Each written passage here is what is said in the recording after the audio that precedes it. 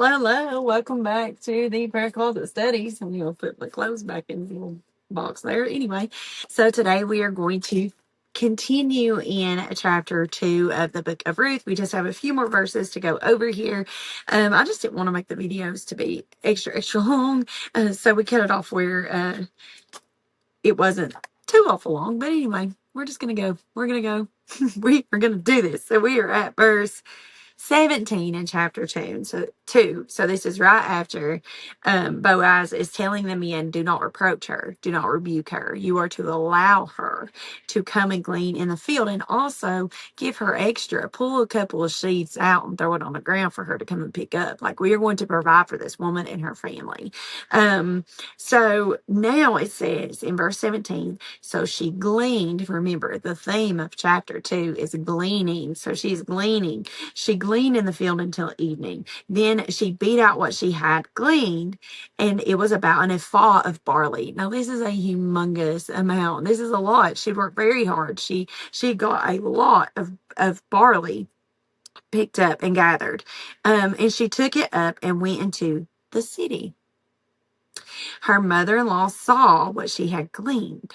So the last time her and her mother-in-law were in the city, it was back in the end of chapter 1 where they were coming in and they were empty. Now Ruth is coming into the city to meet Naomi and is full and satisfied and has more left over.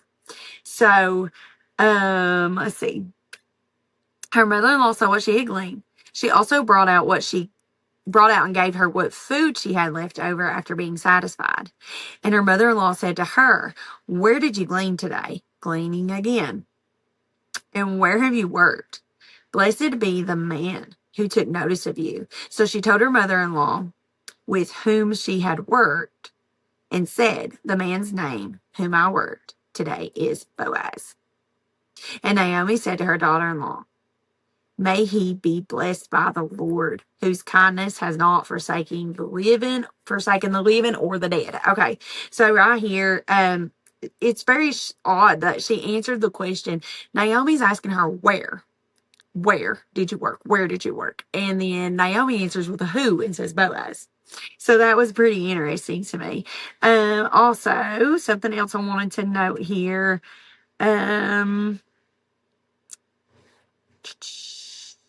Now Naomi is blessing the man who showed favor to Ruth, when in chapter 1 she had prayed that her and Orpah would go and that the Lord would bless them, that they would find rest in their mother's home and in their husband's home. Remember that? So now she is blessing the man who has actually shown favor to Ruth, because there was no hope. Back then, she didn't have hope that she would find a man, that there would be a husband, that there would be any kind of redemption. And now she is starting to see what God is doing in their life. So also note where in verse 20 it says, and Naomi said to her daughter-in-law. This is the first time like Naomi is mentioned now, when before it was like her mother-in-law, her mother-in-law, her mother-in-law, instead of saying just Naomi. So Naomi's name is mentioned now, when it was mother-in-law before. Naomi means pleasant, remember? And then she changed her name to Mara, said that she wanted to be called Mara. Mara means bitter, because her life had been very bitter, that the Lord had just made her life bitter. Well, now it's saying Naomi. So this is like a revelation happening in Naomi's heart as the story unfolds. The last time she said Lord, Yahweh, was back in chapter 1, when she was claiming that Yahweh sent her back empty and bitter. And now she is saying the Lord. The Lord. May he be blessed by the Lord, whose kindness has not forsaken the living or the dead. So now, let's see. Okay. Naomi also said to her, the man is a close relative of ours, one of our redeemers. So when she says the man, this is emphasis not on Boaz, but on the hand of God here. And then our here, now she sees God's plan and how he had a plan for the both of them, not just Ruth, not just Naomi, but for the both of them. And now she can say us and our. So this is our Redeemer. This is our, because God's hand is on this. He has a plan, and he is going to use Boaz and Ruth to restore what Naomi has lost, and she's starting to see this all unfold. Okay, so the Redeemer. So back in Leviticus chapter 25, it talks about how you can redeem a family. So it's a redemption idea of how among your clan, so that your clan doesn't get wiped out or your family line doesn't end or whatever. So this is how a man can marry a widow, and their children would take the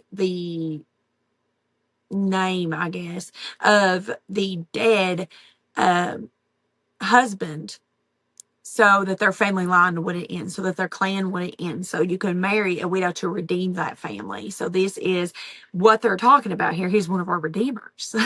So it's very exciting for Ruth and Naomi. And Ruth the Moabite is telling us again. Ruth the Moabite in verse 21. Ruth the Moabite, reminding us she is a foreigner. She is from Moab. Ruth the Moabite said, besides, he said to me, you shall keep close. That's the same word as cling that we've been talking about, by my young men until they have finished all my harvest. And Naomi said to Ruth, her daughter-in-law is telling us again, it is good, my daughter, that you go out with his young women, lest in another field you shall be assaulted.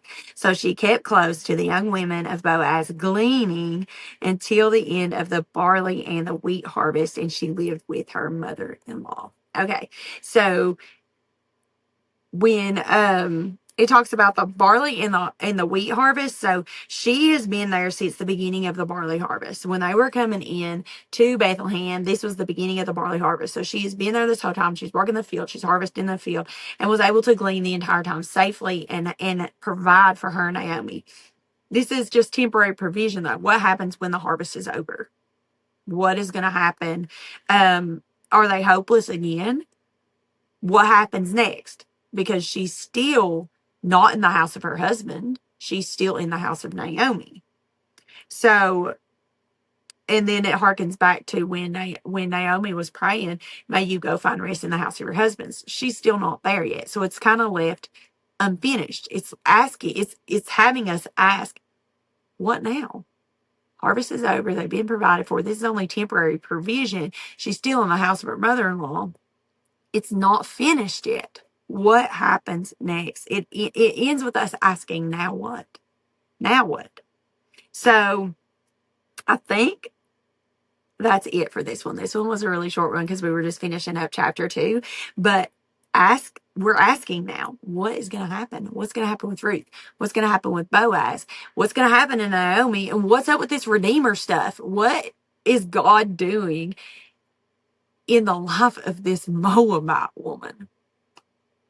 How is God going to redeem Naomi's family and Elimelech's family line? How does this point to David or the need of a king or even Jesus? How is this all going to be connected and come together? So anyway, hope you enjoyed this. I hope you learned something, and we will get into chapter 3 in the next video. Bye.